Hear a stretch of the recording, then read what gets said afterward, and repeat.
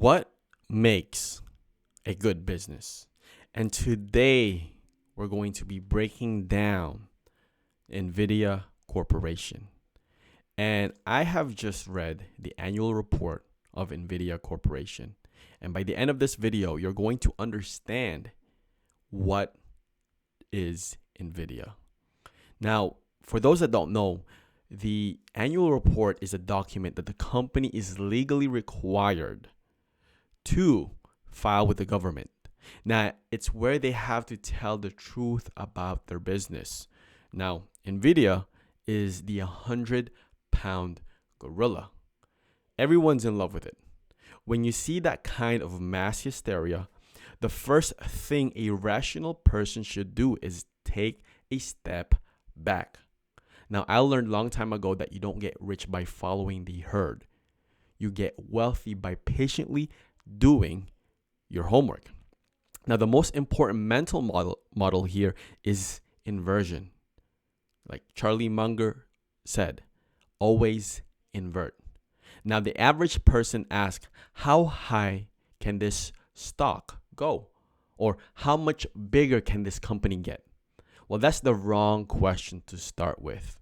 The right question is, what could kill this company? What are the big unmovable risks that could make this whole wonderful story fall apart? So we're going to go on a hunt for the things that could kill Nvidia.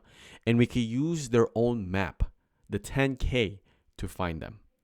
Now, if you haven't already, subscribe and let's go over the first important information, which is we have to understand what kind of animal we're looking at, what this business really is. Now, if you go to the item 1 of the 10K, they tell you right away, they're not just a chip company. That's a first level thought, and it's wrong. They call themselves a full stack computing infrastructure company. That sounds complicated, but the idea is simple and powerful. So let me just use this as an example. Think of Apple.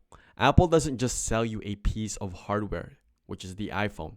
They sell you the iOS, the App Store, the whole ecosystem. The hardware and software are made for each other. They work together seamlessly, and that creates a powerful lock-in for the customer. Now, Nvidia has done the same thing for artificial intelligence. They don't just sell the GPU, the chip that acts like the engine for AI. They also provide CUDA, which is the special software, the operating system that makes the engine run. The more than half of their engineers work on that software, and that tells you where they believe their advantage lies. They've built a complete integrated system, and once millions of the smartest software developers in the world learn how to build your own system, they don't want you to learn a whole new one. It becomes the standard. Now, that's not just a business. That is a fortress, aka a moat. And the moat around the fortress is made of software, and it gets wider every single day a new developer starts using it. That is the Lollapalooza of a competitive advantage. Now, let's look at the numbers, which is a very important picture. The story the numbers tell is just outstanding. If you look at the item 7 of the 10K, the management discussion and analysis on page 38, they have a little summary table. And the revenue for the fiscal year was $130 billion. The year before, it was 61, and it more than doubled. In a business this large, that's almost unheard of. It's like an elephant suddenly starting to move like a cheetah, and that profits are even more extreme. Net income, what's left over for the owners after all the bills are paid, went from about $30 billion to $73 billion. That is outstanding. An absolute gusher of cash. And it's all being driven by one thing, the AI gold rush. And Nvidia, with their full stack platform is the fellow selling all the shovels and pickaxes and the Levi jeans to every single miner. It's a wonderful place to be in a gold rush. But a good analyst doesn't stop there. You have to look at the character of the revenue. And if you look at page 41 under concentration of revenue, we find our first big warning sign. It says here that in the fiscal year 2025, 3 direct customers accounted for 12%, 11%, and 11% of total revenue. So let's do a simple math. That's 34%, more than 1/3 of the entire company's business from just 3 buyers. It also mentions that a single indirect customer, someone buying through middlemen, accounts for another 10% or more. So now we're talking about maybe 4 or 5 giant customers being responsible for close to half of all the sales. That is an enormous concentration of risk. It's like owning the most popular restaurant in town, but 4 guys from the same family come in every single night and eat half the food. What happens if they get into a fight and decide to go somewhere else? Or what if they decide they can cook better at home? Your business gets cut in half overnight. And that is a precarious position to be in, no matter how good the food is. Now, the next thing to understand is how these shovels are made. In the manufacturing section, they talk about their fabless strategy. This is absolutely crucial. So the term fabless just means they don't own the factories that makes their chips. They are the brilliant architects who design the world's most advanced skyscraper. But they have to hire a single construction company, mainly a Taiwanese company called TSMC, to actually build it for them. The advantage is obvious. You avoid the staggering cost of building a semiconductor fab, which can be $20 billion or more, and it keeps your capital costs low. But the disadvantage is equally obvious. You are completely and utterly dependent on your supplier. So your whole business is in their hands, and not just their hands, but in their geography. A huge portion, okay, let me say that correctly, portion of the world's most advanced chips are made on one island in a politically, let's say, interesting part of the world. That's a single point of failure of magnitude that should make any rational person sit up straight. So, we see the fortress with a software moat, but we also see it's dependent on a few giant customers. And the entire fortress is being supplied by a single construction crew on a far away island.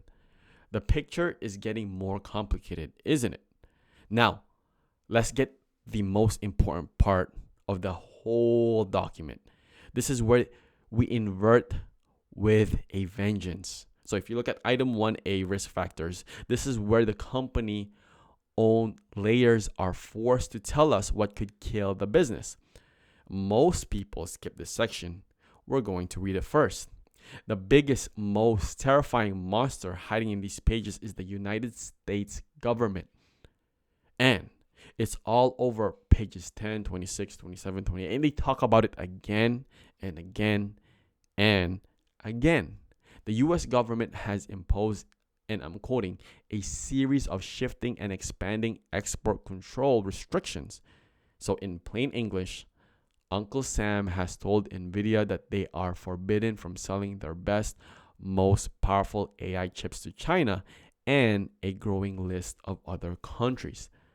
Think about the implications. This is not some small tariff. This is a flat-out ban.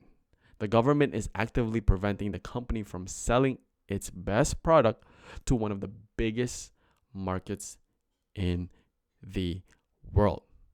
They state it plainly. And you have to admire the honesty on page 28. They say that, I quote, "Our competitive position has been harmed by existing export controls and our competitive position and future results may be further harmed. Now, the second order effect is even more dangerous. What do you do if you're China and you're told that you can't buy the best shovels anymore?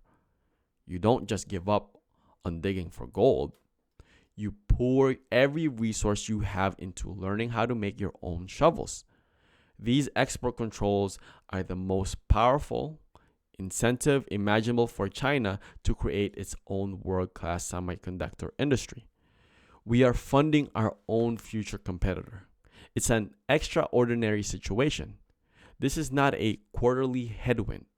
This is a fundamental geopolitical storm that could reshape the entire industry. Now, the second big risk is that the nature of competition itself. So if you look on page 9, they list their competitors. It's the usual suspect like AMD and Intel. But the really interesting part in this line is large cloud services companies with internal teams designing hardware and software. Who are they talking about? They're talking about their biggest customers, Google, Amazon, Microsoft.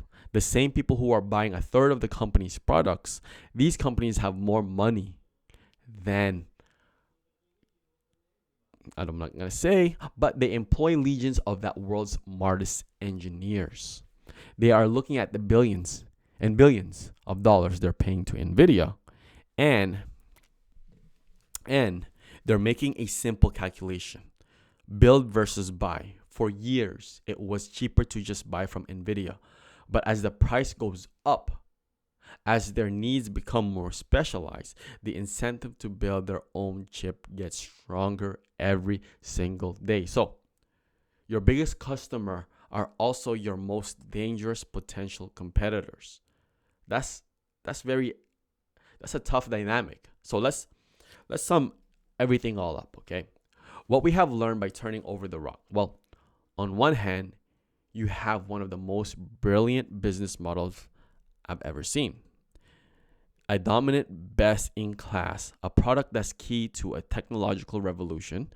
It's protected by a deep software moat called CUDA that creates immense switching costs for customers. The company is run by its founder, which is a brilliant man, and it produces a huge amount of cash. And the upside story is clear, and it's a powerful one.